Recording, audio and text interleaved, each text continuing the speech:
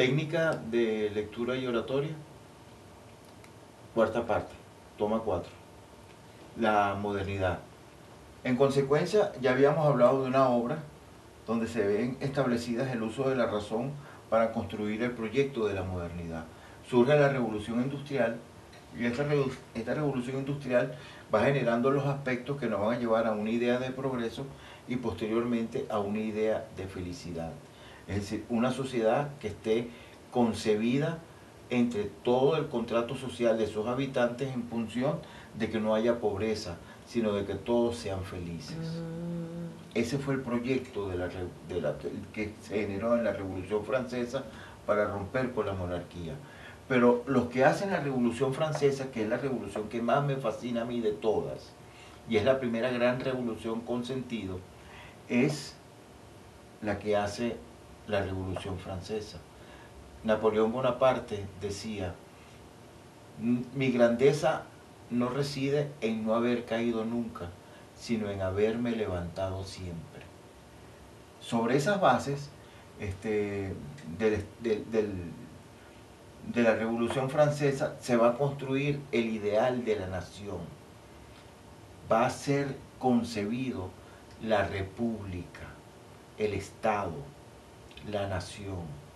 Es decir, el mundo, a través de esta instancia valorativa llamada Revolución Francesa, que le hicieron los burgueses de Francia, se va a construir el ideal de nación sobre 3 grandes premisas: fraternidad, igualdad y libertad.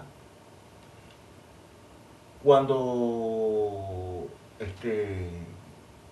el amigo Francisco de Miranda viene a Francia y se da el lujo de estar entre los grandes pensadores de la Ilustración, él piensa que América, en el caso de Venezuela, estamos bajo una colonia, que es la española, y que necesitamos estos 3 lemas de fraternidad, igualdad y libertad para emanciparnos y ser nosotros mismos. Viene Miranda, entra por la vela de Coro, trae la bandera, que aquí no existía bandera, ya en Europa existía 100 años antes, porque él viene en el 19 y en el 18 se había construido las naciones en Europa, por eso que le llamamos el viejo continente. Y entonces él trae las ideas a América, que aquí lo que había era un discurso de la guerra y de esclavitud. Trae las ideas de emancipación, de libertad. Entonces ahí vienen los próceres, la lucha de independencia en América Latina, los últimos países que se independizan en el siglo XIX en América son Cuba y Puerto Rico en 1898. Imagínate que todavía estamos en pañales.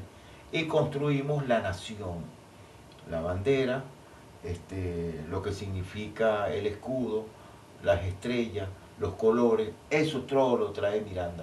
Pero bueno, es trágico pensar que un hombre que vino a traer las ideas de libertad termine en la carraca, ¿no? O un hombre que lucha por la emancipación de Venezuela con España termine solo en Santa Marta, como Bolívar. ¿Qué pasa allí? ¿Por qué los grandes próceres? O de repente Sucre, el niño mimado de Bolívar, es asesinado en Berruecos.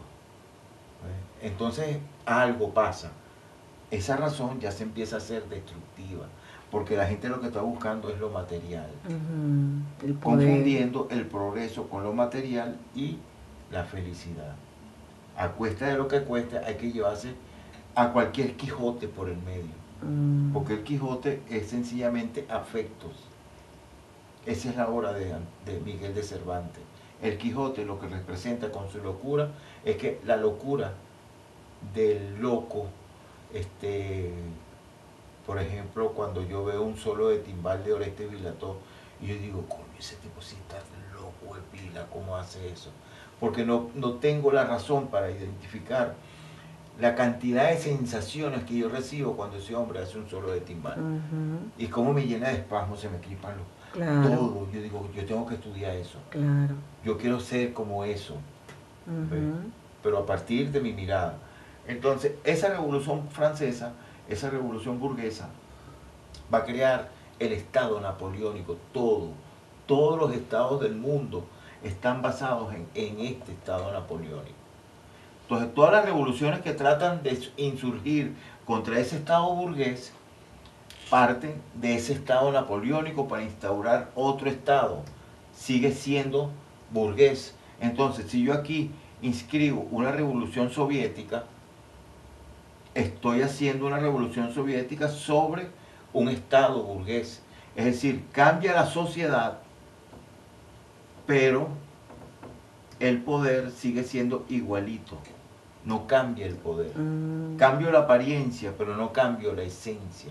Entonces, en una revolución comunista, por ejemplo, que es diferente a la capitalista, cambia el modo de vivir, pero el poder sigue siendo burgués. Ya. ¿Te das cuenta? Entonces, aquí en una sociedad comunista hay una sociedad comunista burguesa, pero la sociedad vive en la pobreza. En cambio, el capitalismo distribuye la riqueza. Y ahí viene toda la confrontación entre la teoría marxista del proletariado, del patrono, del empleado. Se deriva toda esa trifulca, pues ese debate, que hemos dado cuenta de que estas sociedades comunistas o socialistas no consiguen exactamente porque están sobre la base de un Estado burgués, que es el que instaura la Revolución Francesa para todas las repúblicas del mundo, y se hace un contrato social. Todo ese contrato social, que es el derecho internacional, todos deben basarse bajo qué normas crea un Estado, una nación, por las cuales se rige, por una constitución. Entonces la constitución es para todos los miembros de la sociedad, es para la nación completa. Yo no voy a utilizar la constitución nada más para que un grupo que me vanagloria a mí y lo demás me sabe. ¿Te das cuenta?